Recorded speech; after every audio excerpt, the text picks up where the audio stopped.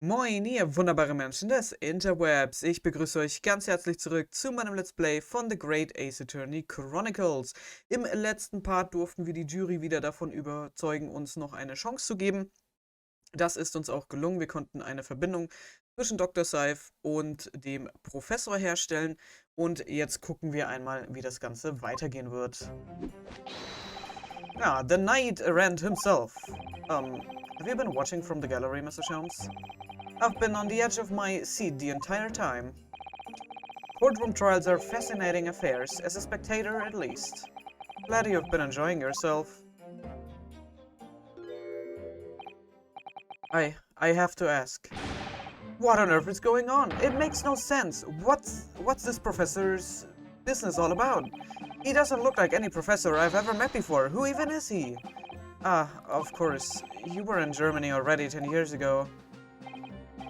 Yes, the professor. When I discovered he was the one who had been abducted, a sense of foreboding stirred within me. But who knew the monster would come knocking at your door? My heart felt sympathies.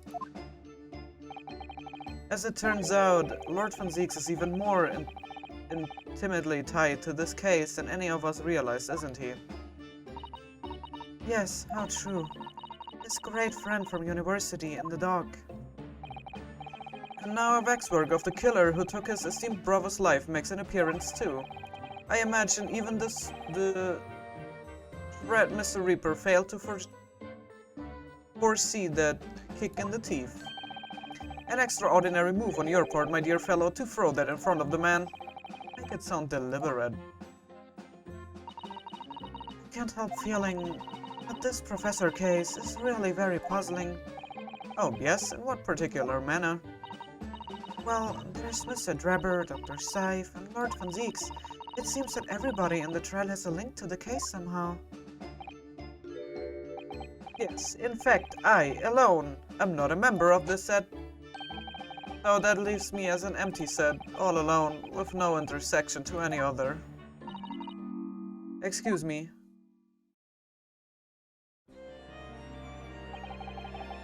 The Dr. Seif? Ah, Dr. Courtney Seif, near Stevens, good day to you. Hello, Sholmes. That was very shrewd of you. What in particular, pray?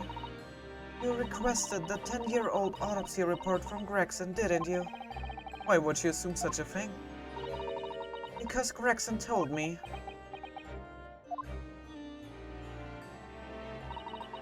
I think it's been 10 years. 10 years in the laboratory, wielding my scalpel. I smell of nothing but corpses and disinfectant. The policeman on the jury had a lot to say about you as it happens, Dr. Seif, and I have accused you of being complicit in what happened. I'm hoping that you will take the stand and tell the truth about what really happened. That certainly won't be possible. Lord von Zieks won't be summoning me as a witness. Lord Strongheart has forbidden it. Lord Strongheart? The Pandora's box you were warned about is the Professor case. But please don't make the mistake of thinking you will get any information about it out of me. But attempting to hide from the truth, that's cowardice. I've always fought crime in the way I see fit. I have no regrets, none at all. And that's all I came here to say. So, good day to you.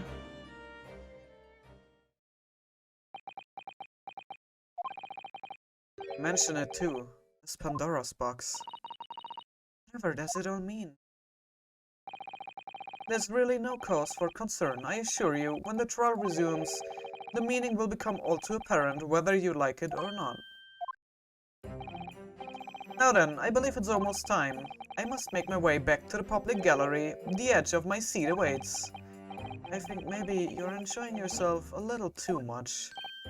Ah yes, one word of warning before I go. If, in the course of the trial this afternoon, you perceive even a shadow of doubt about the truth, don't let it out of your sight. Pursue it like a dog with a bone.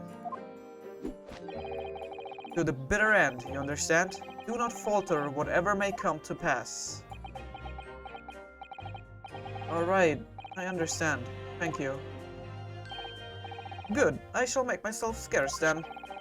I purchased a bar of caramel earlier, so I shall be gnawing on that as you gnaw away at the truth.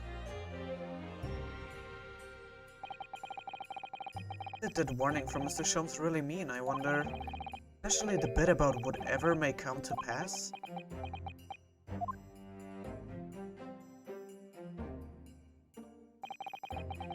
It's time for the final chapter then.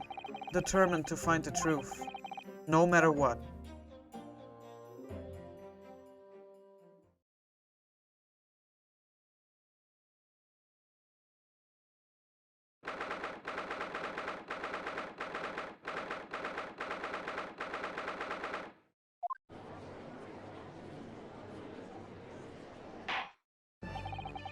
In the name of Her Majesty the Queen, I hereby reconvene the proceedings of this court. Counsel for the defense and prosecution, are you ready and able to continue? The prosecution is ready, my lord. Yes, my lord. The defense is also ready. As the court is aware, the case under our scrutiny began with a damaging incident at the Great Exhibition, yet we now find ourselves embroiled in the details of a convicted felon who was sent to the gallows a decade ago.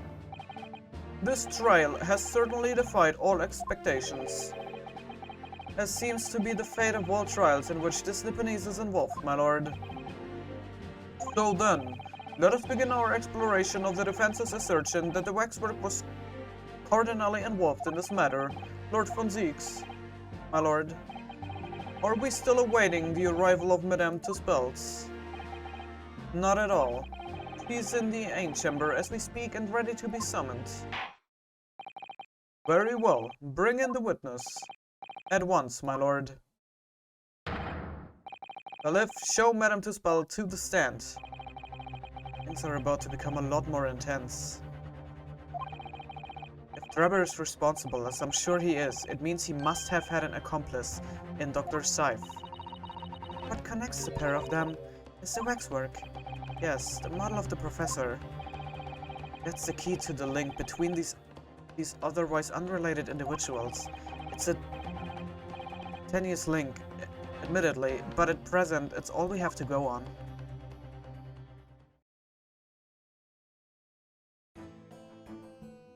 Oh, Sholmes. State your name and occupation for the court, please. My name is Madame Esmeralda Tuspels. I'm a waxwork artisan, and the proper address of the Madame Tuspels Museum of Waxwork. You will have to pardon me for working as I testify. My new exhibit must open very soon. Oh, so finally gets a statue, does he? Oh, there are two of them in the world. Oh my, what expression is she carving onto that face? A number of days ago, a particular waxwork model was stolen from your museum. Can you confirm this? Oui, that is true. At first, we believed it had been kidnapped. A waxwork model? Kidnapped? Yes, my lord, there was a demand for ransom money left behind by the culprit. However, according to what I have just been told outside the courtroom, that was not the true reason. I understand it was utilized as a substitute for the body of a murder victim. At present, that is no more than conjecture proposed by the defense.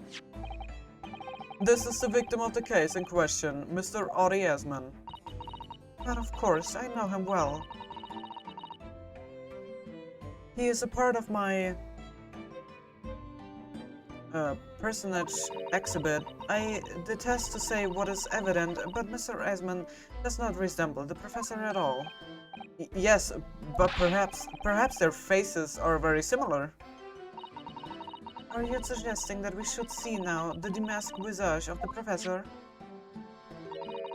I have here the key, but it is strictly forbidden to open the lock. This is absurd. Pardon? I don't know what face you've carved onto your fancy figure beneath that mask. But clearly, it won't be that of the actual killer. Indeed, the man's identity was never made public after all. The trial took place in a closed court. The proceedings were strictly confidential. The condemned man was summarily executed. His identity remains a closely guarded national secret. There is no possible way that a repository of tawdry exhibits could get its hands on that information.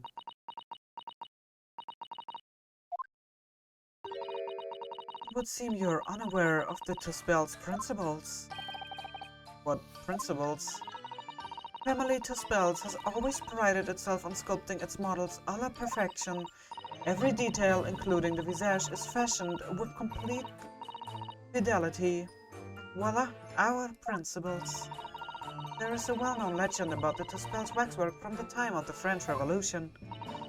A member of the To Spell's family is said to have made a waxwork of the queen who was executed. Oui, that is true. It was a century ago now. I believe the queen's face was carved in the minutes following her death, actually at the guillotine site. You are correct. The model is on display still today in the House of Horrors. The To Spells will stop at nothing to obtain a faithful replica of our subjects. Dear me, a somewhat disturbing tenacity of purpose. It is the only way to obtain a truly lifelike representation of the subject. It has been my family's secret for generations. Do you mean to say that beneath that mask? Oui, the true visage of the killer is there. This is ridiculous. It's out of the question. The professor spread terror throughout Great Britain. As a result, the Madame To Spell's special exhibit remains extremely popular even today. The killer, emerging from his own grave. It is a sight to behold. You should come. I think, madam, it would be beneficial to hear your formal testimony on this matter. You will explain every detail of this macabre model and your personal involvement in its creation. With pleasure.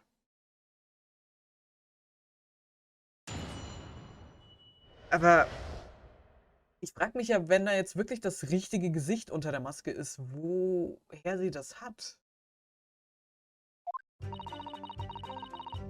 This special exhibit in the House of Horrors is based on a rumor that shocked society in London. An impression of the visage was taken directly from the corpse in accordance with To Spell's family principles. I enlisted the aid of the gravedigger and created a mold for the head in the cemetery just before the interment.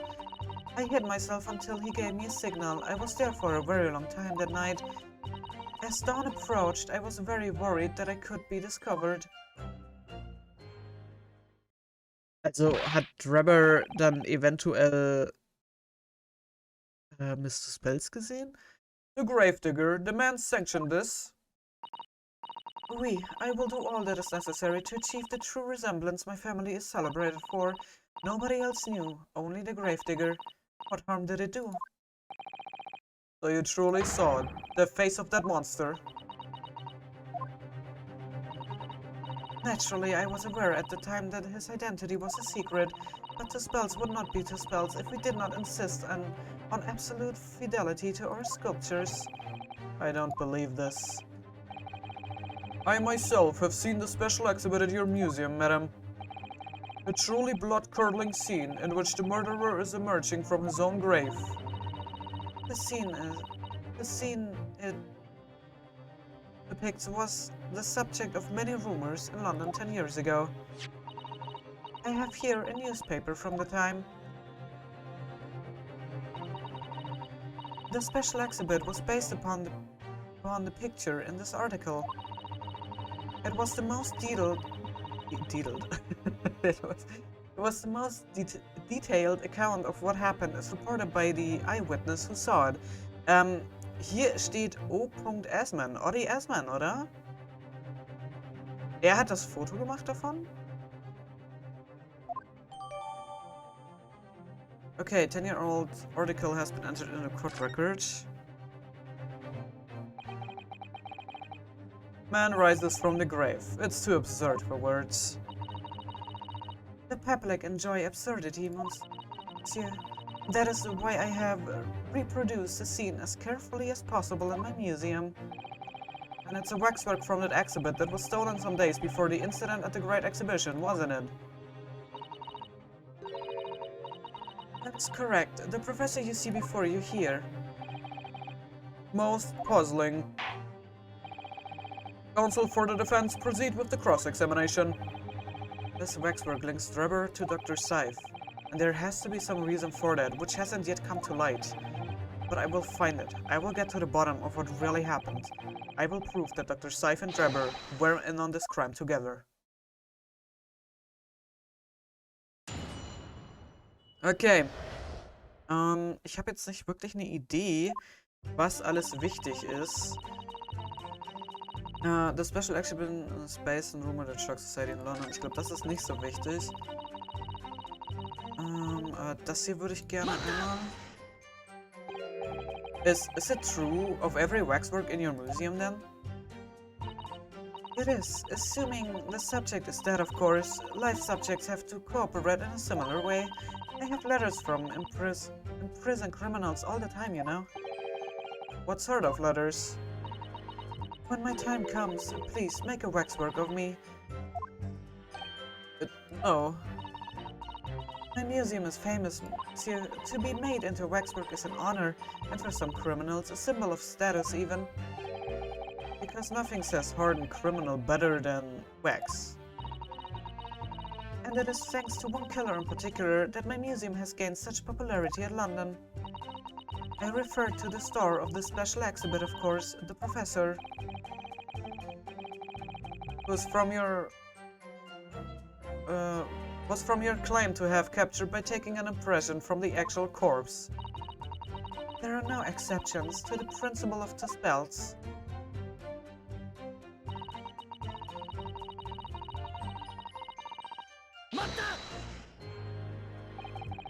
Surely that's illegal, isn't it?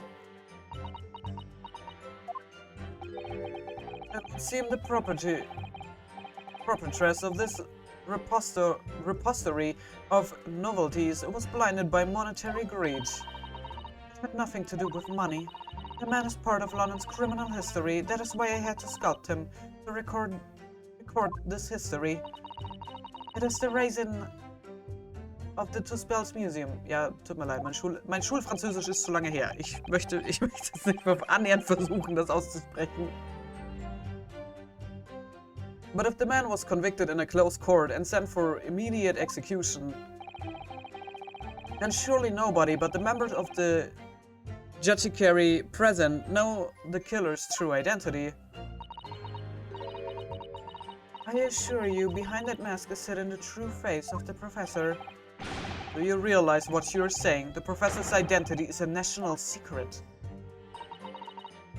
I understand, and now that the truth about the special exhibit has been revealed, it must perhaps close. Of course it will, as will your entire museum if you don't treat very carefully, madam. That could be another interesting chapter in the history of my family, I think, don't you?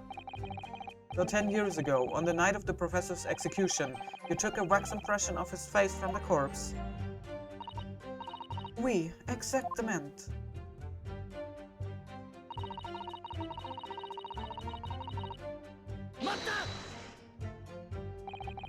You were there longer than you expected to be? I had some difficulties in capturing the subject's form correctly.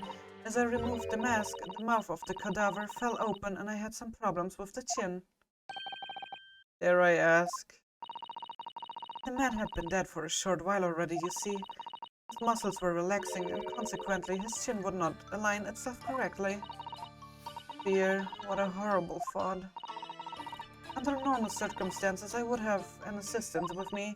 However, that night I was alone, and as a consequence, I missed my preferred window of time. What do you mean? When I take the impression of the visage of a cadaver, I always wait until 3 hours after death. Why 3 hours? Is that amount of time significant? It is because of rigor mortis. Rigor mortis? It's a name given to a phenomenon that occurs in recently deceased bodies. As a rule, 3 hours post-death, the muscles in the body begin to stiffen. By approximately 10 hours post-death, the entire body is completely rigid and inflexible. And then from that point on, the muscles slowly start to revert to their relaxed state. The effect is often used to estimate the time of death when a body is discovered. Well, that was an education, if a slightly scary one. As the mademoiselle says, rigor mortis commences 3 hours after death. It starts in the jaw. I see, so that's why you wait. Before that time, the mouth falls open, and it is very difficult to do my work. It's getting hard for me to do my work with all this talk of corpses. I wonder about that information the courts just heard from Madame Tuspels. The information about rigor mortis that you just shared with us, would you mind including it in your formal testimony? I believe it could be significant, you see. Of course, I do not mind at all. I can't help feeling that after this latest topic, the atmosphere in the courtroom has become extremely grave. This is no time for jokes, Miss Susato. Ich meine, der Witz war schon so schlecht, dass er wieder lustig ist. Madam, kindly amend your testimony as discussed.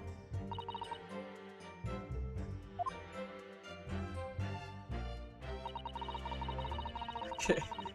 Took me a very long time because it was before the onset of rigor mortis. Okay, Moment.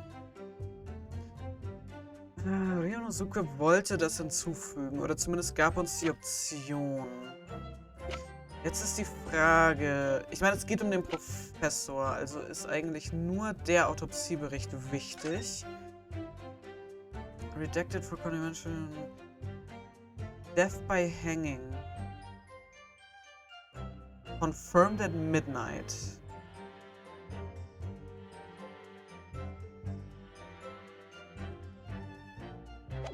Death by hanging. Confirmed at midnight. Before.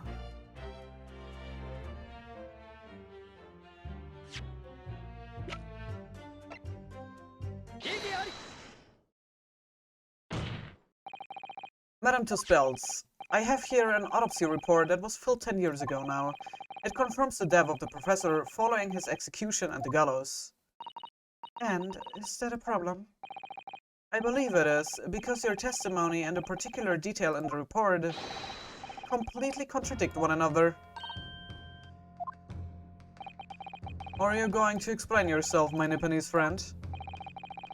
According to her testimony, Madame Tuspels was creating her wax impression just before dawn, and at that time, rigor mortis had not yet set in. Am I correct so far, madam? You are, yes. As I said, the stiffening of the jaw is the first sign of rigor mortis 2 to 3 hours after death. But the man's chin was limp, so he cannot have been dead for a long time. But on the other hand, if you look at Dr. Seiff's report, it quite clearly states the following. Death by hanging confirmed at midnight. If the professor indeed died at midnight that day, by the time you were sculpting his face, rigor mortis would already have set in. Oui, yes, you're right, the chin. It would have been completely stiff. In other words, this report is wrong. Oh, coroner makes mistakes when recording the time of death. The very idea is absurd. In that case, there's only one possible conclusion. The execution didn't actually take place at the stated time.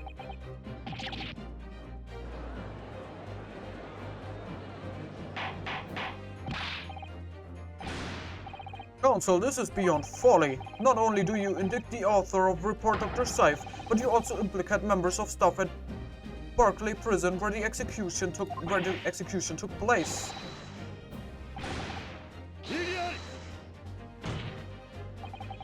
My learned friend appears to have overlooked one very crucial fact. What fact? The professor died that night, without question. He did, of course he did. I moved the man's limp jaw with my own hands. There was no... Yes, the professor died that night. But what if he didn't die at the gallows? Didn't die at... Are you insane? What exactly are you suggesting that happened in that case? It's almost impossible to believe, but it would explain the link. Moment. Ich würde mir gerne... nee, nicht Trevor's Contract. Ich würde mir gerne den Zeitungsartikel angucken. Nochmal. Okay, Mr. Trevor's Dreadful Encounter... Mad Sheep Rampage. Okay, wir können uns nichts genauer angucken. At Logan's just behind the prison. The newly post of his grave cover as he clawed free of the earth. The young man who witnessed the scene was on the verge of raising a shriek when, the next second, a gunshot rang out suddenly from behind. The bullet pierced the resurrected man's chest, whose breath then stilled once more. The youth then finally realized the scream he had been holding and ran for his life. Okay. Achso, das ist auch kein Foto, das ist eine Illustration. Das war von Oddy Esman.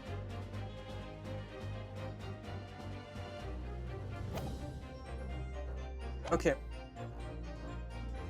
It's almost impossible to believe, but it would explain the link between Dr. Scythe, the professor, and that one other person of interest.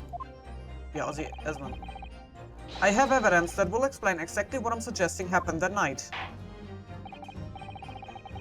Counsel, present the evidence at once. The evidence that allegedly explains what really happened on the night of the professor's execution. Ja, und da habe ich jetzt nur den Zeitungsartikel. What happened that night is written very plainly in this newspaper article.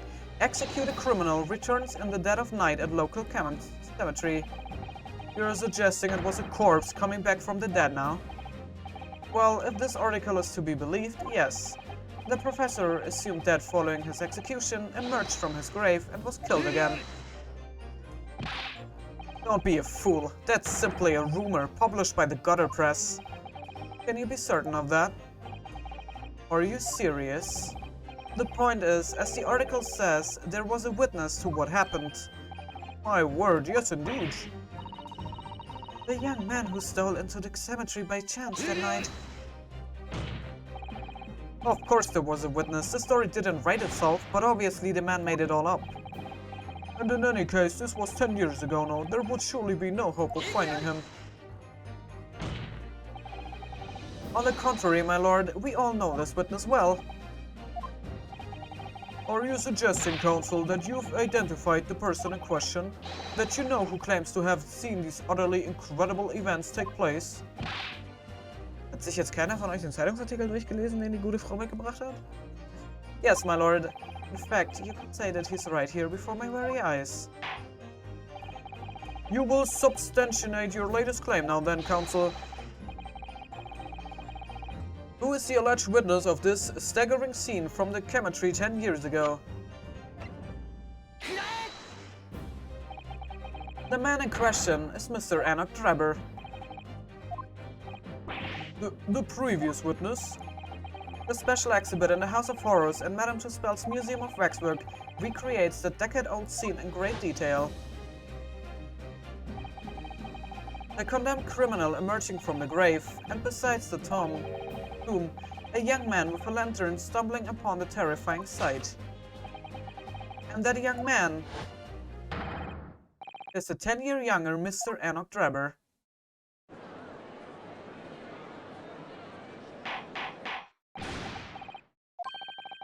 Surely not, counsel. Drebber was there, in Lowgate Cemetery. What is all this talk about, Mr. Drebber? Is the name significant? Of course, Madame Tuspels doesn't know, does she? Yes, it's extremely significant, Madame, to your situation as well, in fact. What situation?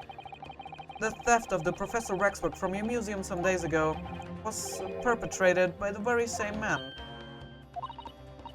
But that would mean... Madame Tuspels, it would appear you know the name Enoch Drebber.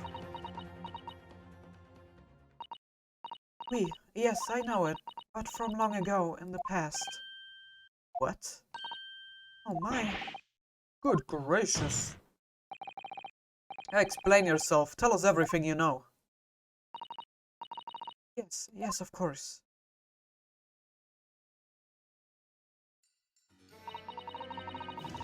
The story of the young man and the terrible sight he witnessed in the cemetery 10 years ago was published in every single newspaper in London and throughout Great Britain. However, in all of the articles, the witness was simply described as a certain young man. No details were published about his identity. His name was never revealed. That is, apart from in one newspaper. The Daily Circus. It is the paper from which comes the article I have already shown the court. You're saying that his full name was only publicized in that article? Goodness me, yes, here it is. The university student who experienced this shocking event is Mr. Enoch Drebber, a disciple of science at the University of London and a resistant of its student dorms. Unbelievable. When I read the article, I went to meet with the man. His discovery of the condemned criminal coming back to life in this cemetery in the dead of night would make a perfect exhibit for my House of Horrors, whether it was the truth or not.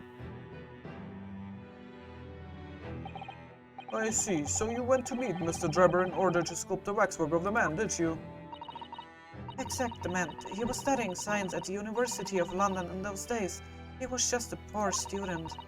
I paid him £5 to model for the waxwork.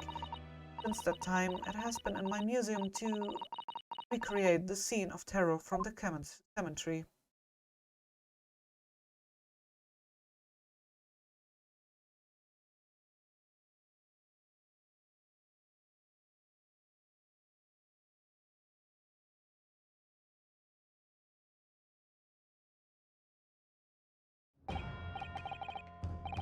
So, 10 years ago, a young man appealed to the public about an extraordinary event he'd witnessed. A criminal who had been put to death re-emerging from his grave in the middle of the night. But the public treated his claim as nothing more than an amusing anecdote that was soon forgotten. 10 years later, the same man steals a waxwork model of the executed criminal, ostensibly to use as a body double for the victim in the case we are discussing here today. Even though the waxwork's build is a poor match for the victim and its face is obscured by a mask. So the question is, why would the man do such a thing? Which brings us to 3 days ago, when the birdcage crashed into the Crystal Tower. If the birdcage had in fact contained not the body of Mr. Esmond, but that same waxwork, the coroner from Scotland Yard who investigated Dr. Scythe would have noticed immediately. And yet, she submitted this autopsy report for the victim, which the court has seen earlier. Why? Because the waxwork was that of the professor. Is that what you're saying? Dr. Scythe put her name to a document confirming the death of a condemned criminal who was still alive. A criminal whose apparent resurrection was witnessed by Mr. Drebber. But that misconduct was a deadly secret the coroner would do anything to protect. Which is precisely why Mr. Drebber used that particular waxwork as the body double.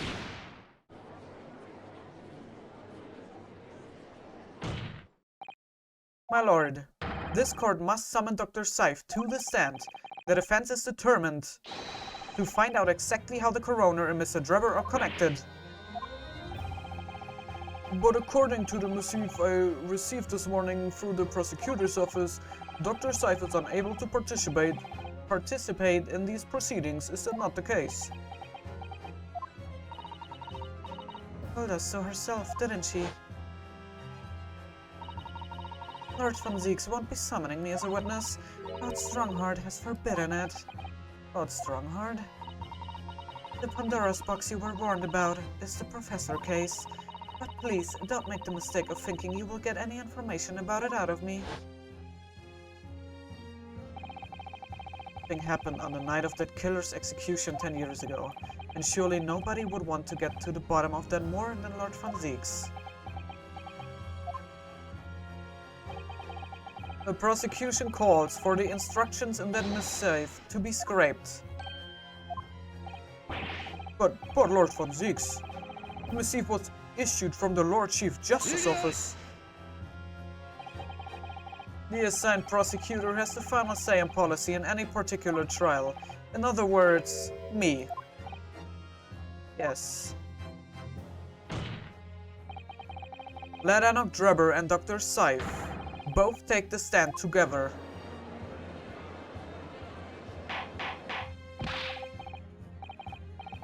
Very well, I will uphold your request. Belief, send a subpoena with immediate effect addressed to Dr. Seif of the Forensic Investigation Team. The woman is compelled to attend on Her Majesty's orders.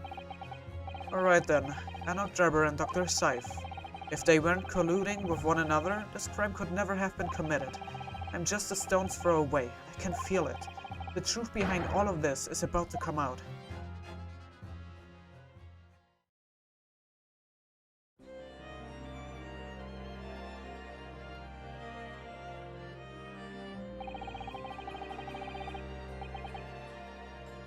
Ich muss aber sagen, ich habe ein bisschen Angst um uns. Also ich habe ein bisschen Angst, was mit Ryunosuke passiert, wenn er diese Büchse der Pandora wirklich öffnet. Also ich finde es gut, dass er so hartnäckig bleibt und eben diese Wahrheit ans Licht bringen möchte. Und das finde ich auch alles gut. Und da bin ich auch dafür, weil ich auch sehr, sehr gerne wissen möchte, was passiert ist. Aber ich habe so ein bisschen Angst, was mit ihm und auch mit Lord Van Siegs passiert, wenn diese Büchse geöffnet wird. Also wenn sie diese komplette Wahrheit jetzt aufdecken, was dabei dann rauskommt und was eventuell mit den beiden passieren wird. Also in terms of ja, ob die ihren Job dann noch weitermachen dürfen und behalten dürfen, wenn die sich jetzt da so ein bisschen gegen Strongheart auflehnen. Aber gucken wir mal. Hier gibt es jetzt erstmal einen Cut. Wir werden im nächsten Part mit den beiden weitermachen und uns anhören, was Dr. Seif und Drebber zu sagen haben zu dem Vorfall von vor 10 Jahren. Und hoffentlich finden wir dann die Gemeinsamkeit heraus, also hoffentlich finden wir den Link, was die beiden wirklich miteinander verbindet und was Audie Asman vielleicht auch damit zu tun hat und warum der gute Mann sterben musste. Ich bedanke mich wie immer ganz herzlich fürs Zusehen. Hoffe, ihr hattet Spaß. Und wenn ihr mögt, sehen wir uns sehr, sehr gerne im nächsten Part wieder. Bis dahin, ciao.